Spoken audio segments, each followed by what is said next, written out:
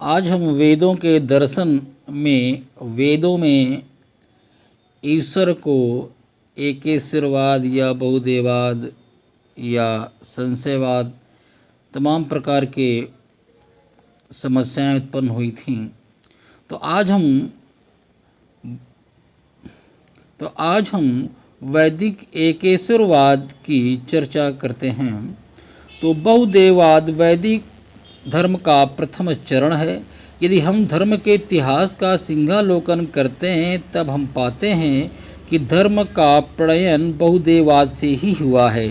यही कारण है कि हम मिस्र, रोम, यूनान आदि देशों के इतिहास में बहुदेववाद का उदाहरण पाते हैं। परंतु वैदिक बहुदेववाद की एक विशेषता है जिसका अभाव हम अन्य देशों के बहुदेववाद में पाते हैं। ऋग्वेद के ऋषिगण देवताओं की बहुलता के सृजन में अतुलनीय प्रतीत होते हैं। इस तथ्य का उल्लेख करते हुए डॉक्टर राधाकृष्णन ने जो कहा है उसका उदाहरण यहाँ जरूरी है। जैसे मानव मस्तिष्क रूपी कारखाने में देवमाला के निर्माण की पद्धति ऋग्वेद में जैसे स्पष्ट देखी जाती है वैसे अन्यत्र नहीं मिल सकती। यही कारण है कि ऋग्वेद में विभिन्न देवताओं की उपासना के लिए अनेक स्थितियों का सृजन हुआ है। अब प्रश्न ये उठता है कि क्या अनेकेश्वरवाद या बहुदेववाद वेद का स्थायी धर्म रह पाता है? तो बहुदेववाद वेद का स्थायी धर्म नहीं रह पाता है। मानवीय हृदय की अभिलाषा बहुदेववाद से नहीं संतुष्ट हो सकी। देवताओं की भीड़ ने मानव मन को अत्यंत परेशान कर दिया। इसके फलस्वरूप संशयवाद की प्रवृत्ति का विकास हुआ। देवताओं की संख्या अनेक रहने के कारण वैदिक काल के लोगों के सम्मुख ये प्रश्न उठता रहा कि देवताओं में किसको श्रेष्ठ मानकर आराधना की जाए। कौन सा देव यथार्थ है, कौन सा देव परम देव है, हम किस विशिष्ट देव को नमस्कार करें, किस विशिष्ट देव के लिए हम अपने मन रूपी यज्ञ में आहुति दें।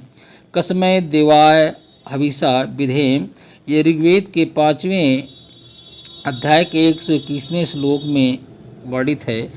इसलिए एक ऐसी प्रवृत्ति ने जन्म लिया जिसके अनुसार एक देवता को दूसरे देवता से मिला दिया जाता है या सभी देवताओं को एकत्र कर दिया जाता है।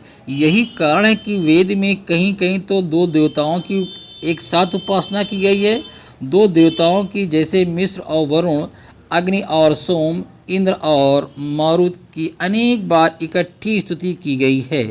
कभी कभी जैसा ऊपर अभी हमने कहा कि सभी देवताओं को विश्व देवा की अवधारणा के अंदर समाविष्ट किया गया है, परंतु इसमें वैदिक काल के लोगों की संतुष्टि नहीं हो सकी।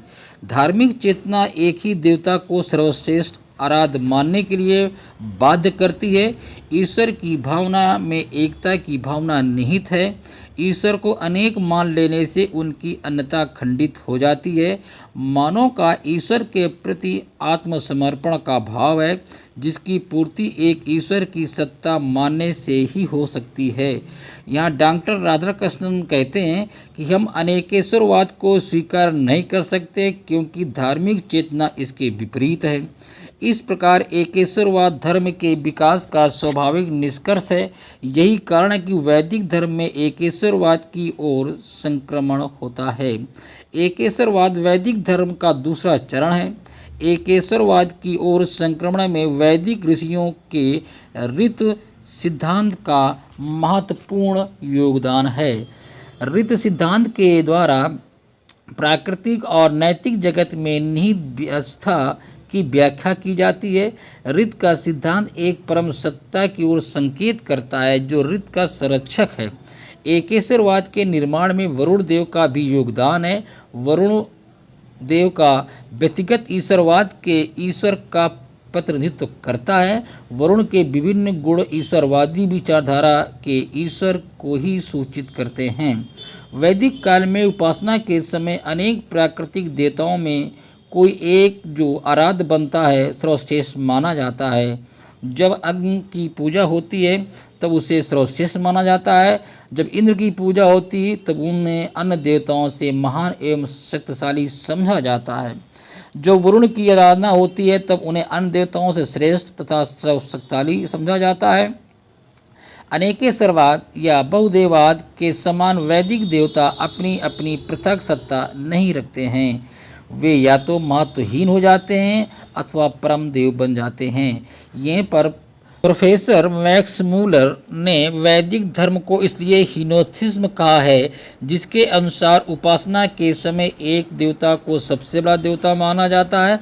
मैक्स मूलर ने हीनोथिज्म, जिसे हिंदी में एकाधिदेववाद भी कहा जा सकता है, को परिभाषित करते हुए कहा, इंद्र, अग्नि और वरुण को एक दूसरे का तारतम्य मानना एक बात है।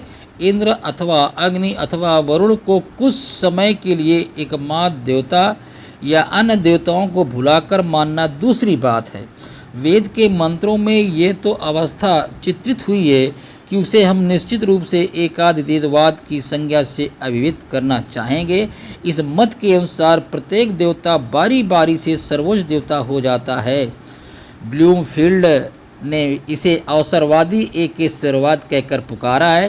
हीनोथिज्म का अर्थ है एक एक देवता को बारी बारी से सर्वोच्च देवता मानकर उनका गुणगान करना। अन्य देवताओं को भुलाकर एक को उपासना करने की प्रवृत्ति को हीनोथिज्म या अवसरवादी एकेश्वरवाद कहा जाता है। डॉक्टर राधाकृष्णन ने हीनोथिज्म को धर्म संबंधी तर्क का स्वाभाविक निष्कर्ष माना है। ये बहुदेववाद और एकेश्वरवाद के मध्य की स्थिति है। क्या वैदिक धर्म को एकदिवाद के रूप में मान्यता दी जा सकती है? वैदिक धर्म को एकाधिदेववाद का उदाहरण मानना इसके स्वरूप को विकृत करता है। मैक्स मूलर का यह विचार कि उपासना के समय एक देवता को सर्वश्रेष्ठ देवता का दर्जा दिया जाता है मान्य नहीं प्रतीत होता, क्योंकि वेद में किसी भी देवता को सर्वश्रेष्ठ नहीं माना गया है। जो परम शक्तिशाली देव माने गए हैं उन्हें भी किसी न किसी देवता के अधीनस्थ माना गया है। वरुण और सूर्य को इंद्र के अधीन तथा वरुण एवं अश्विनों को विष्णु के अधीनस्थ स्वीकारा गया है। इसलिए मैकडोनल ने कहा कि हीनोथिज्म एक काल्पनिक स्वरूप मात्र है, ये आभास है, इसमें कोई वास्तविकता नहीं है। मैक्स मूलर का एक और विचार ये है कि वैदिक धर्म में उपासना के समय अन्य देवताओं को भुलाकर एक देवता को सर्वश्रेष्ठ माना जाता है। युक्ति उपयुक्त नहीं प्रतीत होता, क्योंकि अन्य देवता गण उपासक के मानस पटल पर विद्यमान रहते थे। मैक्स मूलर के एकाधिदेववाद का समर्थन अनेक विचारकों ने नहीं किया है, जिसके फलस्वरूप ये सिद्धांत वैदिक धर्म के संदर्भ में असंगत जान पड़ता है। एकाधिदेववाद की आलोचना करते हुए ब्लूमफील्ड ने इसे अवसरवादी एकेश्वरवाद कहा है। उनका तर्क है कि एकाधिदेववाद में एक देवता को प्रभुता तो दी जाती है, परंतु वे अपनी प्रभुता को कायम नहीं रख सकते। ऐसी स्थिति में देवताओं की गरिमा समाप्त हो जाती है तथा वे अससीम हो जाते हैं। उपरोक्त विवेचना से त्रुटियों के बावजूद भी एकाधिदेववाद का एक महत्वपूर्ण योगदान है, यह कि एकेश्वरवाद के विकास में एक पृष्ठभूमि का काम करता है। उनका झुकाव एकेश्वरवाद की ओर है। शनैः शनैः हीनोथिज्म का संक्रमण एकेश्वरवाद में हो जाता है। प्राकृतिक के कार्यकलाप में एकता और व्यवस्था को देख करके वैदिक ऋषिगण सभी देवताओं को एक ही दिव्य शक्ति का प्रकाश समझते हैं। अनेक देवता एक ही व्यापकता सत्ता के भिन्न भिन्न मूर्त रूप मान लिए जाते हैं। इस प्रकार से वैदिक धर्म में एकेश्वरवाद का विकास होता है, जो दार्शनिक विकास के दूसरे चरण का सृजन करता है। एकेश्वरवाद का सुंदर उदाहरण ऋग्वेद के मंत्रों में मिलता है, जिसमें वैदिक कवि की प्रार्थना अग्नि को संबोधित करते हुए की गई। वहाँ कहा गया है कि जन्म के समय अग्नि वरुण का रूप धारण करता है। अग्नि यज्ञ की अग्नि फूटने पर मृत का रूप धारण करता है तथा सभी देवता अग्नि में ही केंद्रित रहते हैं और पुजारियों के लिए अग्नि इंद्र का रूप धारण कर लेता है। एकेश्वरवाद का दूसरा उदाहरण अथर्ववेद में दिखता है, जहाँ कहा गया है कि स्वयं काल के समय अग्नि वरुण है, प्रातः काल उदित होते समय वे मित्र हैं, सविता बनकर वे वायु में भ्रमण करते हैं और इंद्र के रूप में वे आकाश में चमकते हैं। उपरोक्त विवेचना से ये प्रमाणित होता है कि यथार्थ में केवल एक ही देवता है जिसे अग्नि को संज्ञा दी गई है, लेकिन यहाँ महत्वपूर्ण बात उल्लेखनीय है कि जो बात अग्नि के संदर्भ में की गई है वही बात अन्य देवताओं के संदर्भ में भी कही जा सकती है। ऋग्वेद के कई मंत्र एकेश्वरवाद का समर्थन करते हैं।